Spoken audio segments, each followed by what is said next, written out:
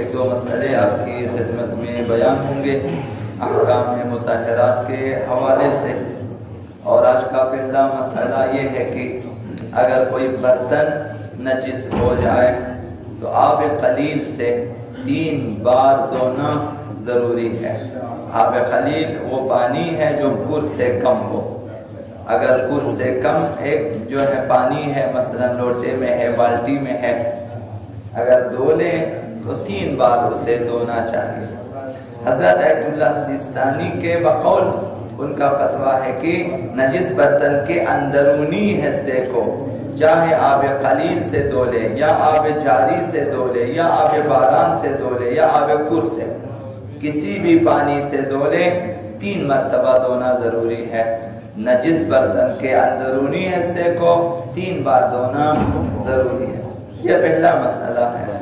دوسرا مسئلہ یہ ہے کہ جس برتن کو کتے نے چاٹا ہو، ایک برتن ہے جس برتن میں مثلا کتے کو کچھ دیا یا وہ خود آ کر اس نے چاٹ لیا اسے اپنی زبان سے، تو اس میں یا اس میں سے کوئی مائع چیز اس نے پی لیا ہو، پانی پیا اس نے یا دودھ پی لیا اس برتن میں سے، تو وہ ایسے ہی دھونے سے پاک نہیں ہوگا۔ اسے پہلے مٹی مانجنا ضروری ہے۔ اس میں پاک مٹی ڈال کر اسے خوب مانجیں، اور اس کے بعد جو ہے قلیل پانی یا آب جاری یا آب گر سے 2 مرتبہ دھونا ضروری ہے۔ 1 بار مٹی مانجنا ضروری ہے اور پھر 2 بار پانی سے دھونا ضروری ہے۔ تیسرا مسئلہ یہ ہے کہ اگر کتے کا لعاب، منہ کا پانی کسی برتن میں گر جائے، کتے کے منہ سے اس کا پانی گرے کسی برتن میں، تو اسے مٹی مانجنا ضروری ہے اور پھر 3 بار دھونا واجب ہے۔ تو یہ فرق ہے، اگر چاٹا ہو مٹی مانجنے کے بعد 2 بار دھونا ضروری ہے۔ اگر اس کا لعاب دہن گرا ہو برتن میں تو پھر اسے مٹی مانجنا بھی واجب ہے۔ پاک مٹی ملیں، اس پہ مانجیں خوب اور اس کے بعد 3 بار دھونا واجب ہے۔ کتے سے احتیاط کرنا ضروری ہے۔ یہ احتیاط اس لیے نہیں ہے کہ مثلا کتا کوئی جو ہے خدا کی مخلوق نہیں، وہ خود مخلوق خدا ہے۔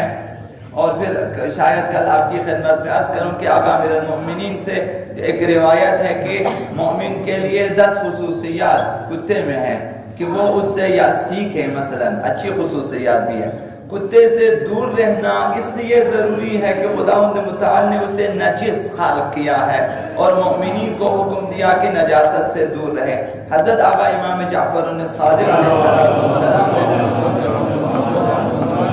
ارشاد فرمایا ان اللہ لم یخلق خلقا انجس من الکلب۔ یہ فرمائش آقا امام صادق علیہ السلام ہے کہ خدا متعال نے مخلوقات میں کتے سے زیادہ نجس کسی چیز کو خلق نہیں فرمایا ہے۔ کتا نجس ترین ہے۔ یہ جو مٹی مانجنے کا ہے یہ صرف کتے کے لیے ہے، اب دوسری نجس جانوروں کے لیے نہیں ہے۔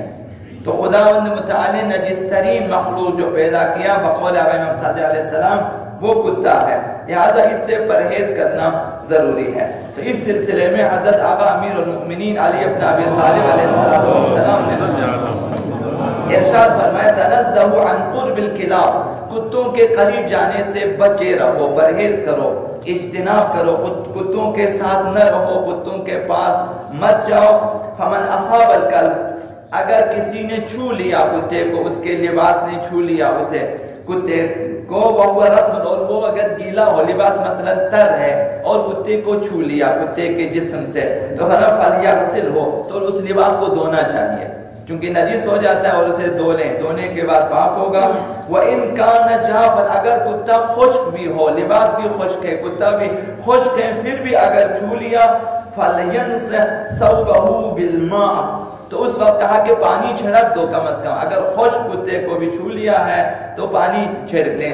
تو بہتر یہ ہے کہ اگر کہیں کتے سے لگ جائیں اس لباس کو اس طرح استعمال نہ کریں، ایک دفعہ پانی کم سے کم جو ہے اسے پانی میں ڈال دیں اور اسے نکالیں، خشک کریں، یا اگر دھولیں اچھی بات ہے۔